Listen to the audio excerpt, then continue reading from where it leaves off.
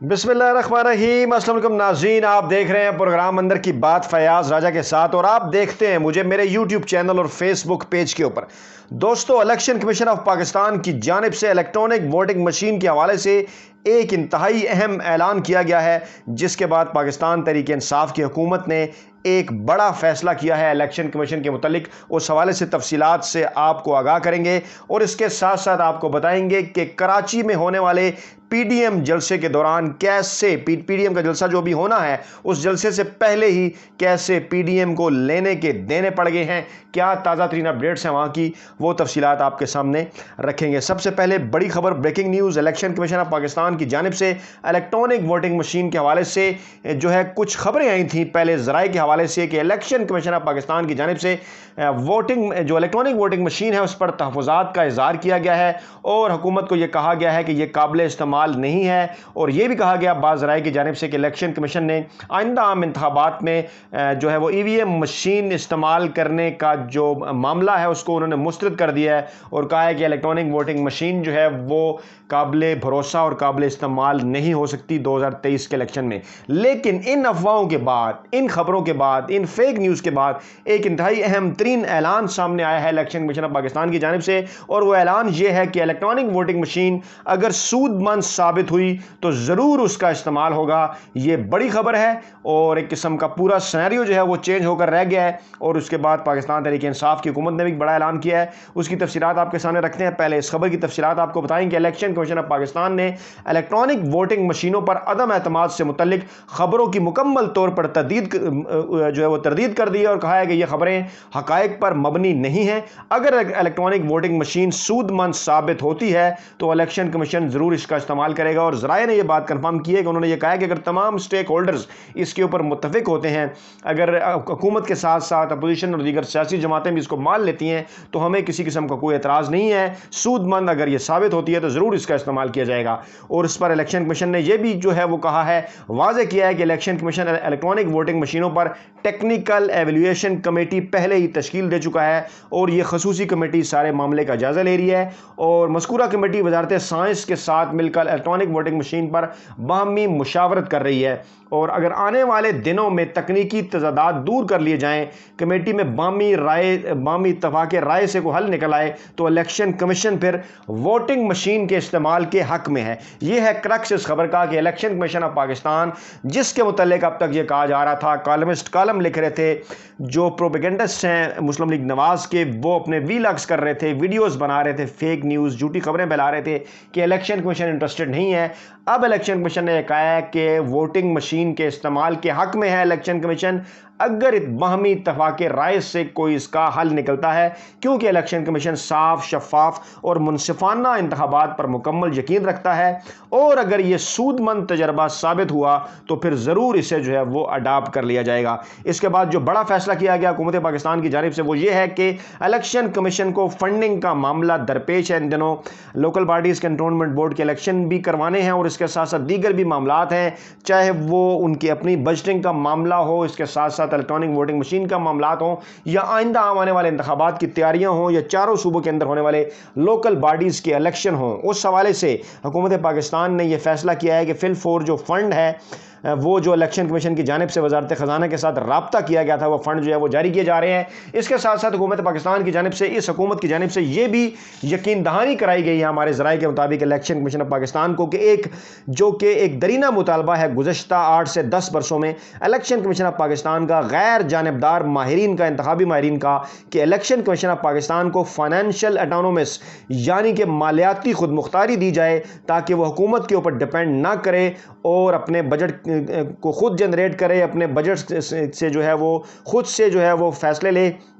और बजट हुकूमत की जानिब से लेने की वजह से उसे किसी चीज़ के ऊपर हुकूमत का डिपेंडेंट ना होना पड़े, ना ही वो हुकूमत से किसी मामले के ऊपर ब्लैकमेल हो। अब इतलात ये है कि हुकूमत पाकिस्तान जो है, मौजूदा पाकिस्तान तहरीक इंसाफ की हुकूमत, वो इस मामले पर बड़े सीरियसली गौर कर रही है और आइनी इस्लाहात का जो पैकेज तरतीब दिया जा रहा है उसमें इस मामले को भी जो है वो शामिल करने पर गौर हो रहा है कि इलेक्शन कमीशन ऑफ पाकिस्तान को कैसे फाइनेंशियल ऑटोनोमस यानी मालियाती खुद मुख्तारी दी जा सकती है। और इसके साथ साथ जो दीगर मसाइल हैं इलेक्शन कमीशन ऑफ पाकिस्तान में, جو ہے وہ NROs کا مسئلہ ہے کہ ہر مرتبہ انہیں جو ہے وہ مختلف اداروں سے ادھار پر لینا پڑتے ہیں، اس کا کیا حل نکل سکتا ہے؟ کیا کوئی کیڈر جو ہے وہ الیکشن کمیشن کے حوالے سے